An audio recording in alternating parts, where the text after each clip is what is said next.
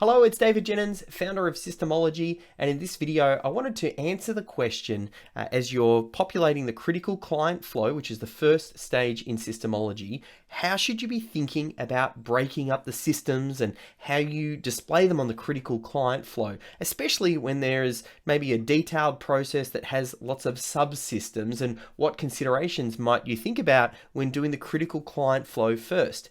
Now, if you don't know what the heck I'm talking about, first thing, you need to go grab yourself a copy of Systemology. It's the system to systemize your business. Step number one is to find out, well, which systems should you be creating first? And to do that, we have a tool we call the critical client flow. That's what you can see on the screen here.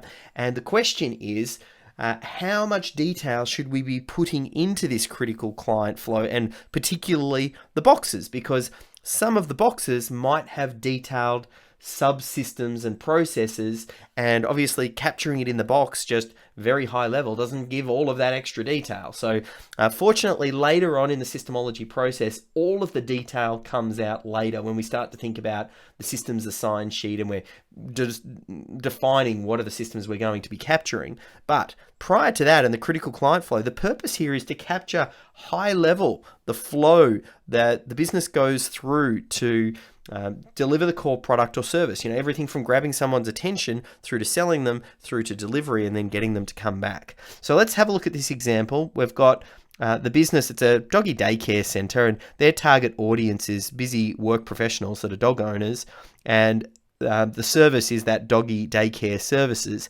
Now, some of these boxes, when we think about the different stages in the critical client flow, will be easier and more obvious to you than others. So for example, if we're going to say a lot of the business for this example business comes from referrals, well, that fits nicely into the box. But when we move down to something like incoming inquiry, then, hey, the inquiry might come in via a phone, or maybe it's a website form, or maybe it's from an email that gets sent in. So there are actually multiple different ways that it might be coming in. Now, does that mean we should be listing out them as 3 separate systems, or as listed on the critical client flow, we've just got it as the incoming inquiry?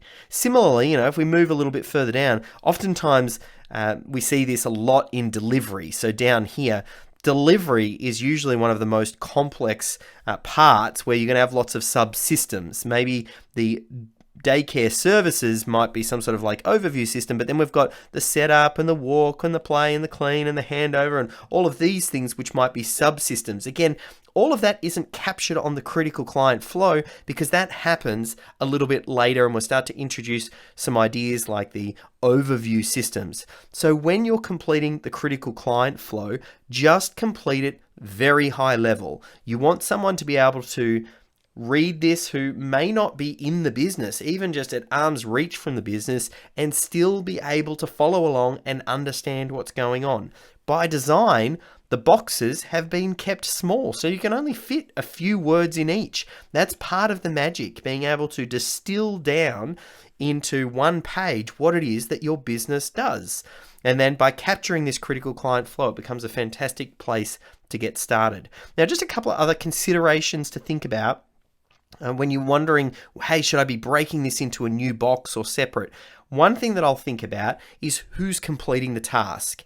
If one person is completing this task and there are multiple steps, typically it'll only end up being one box. For example, there's a good chance the person handling the incoming inquiry might be the front receptionist, and they're handling any of those incoming inquiries, they're qualifying them, and then they're connecting them with the appropriate team member who can then kind of explore things a little bit further. So because that's handled by one person, I'll pop it in one box. Also, other ways that you might break it up is thinking about, is this a distinct separate step or process? Like the incoming of the inquiry is one thing, the qualification might be a very separate thing. Because that's separate, let's really tease that apart and have that as a separate step.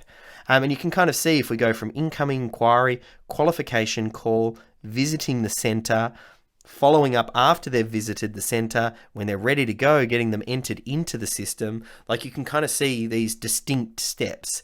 Similarly down here, one step that I always like to tease out also is the onboarding process.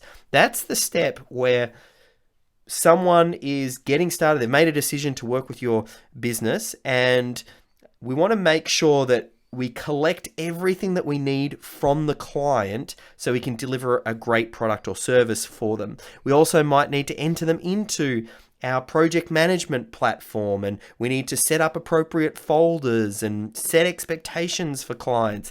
All of that setup, which I'm separating out as different from the actual delivery of the product or service, I have that as a separate step, because oftentimes that's one that you really want to make sure that you nail, because if you get that right, you can far exceed what the client is expecting and over deliver for them. It's that classic case, we love to under promise and over deliver, and by setting the right expectations, you're helping them to understand what is going to be happening. So that's a little bit about some of the thinking. There might be some more nuance to it. You can obviously find out more by checking out the Systemology book. If you've got any more questions as well, just reach out to the team and I. But hopefully that was helpful in understanding a little bit more about the critical client flow and how you might be thinking about sort of laying it out and separating out those steps for your business.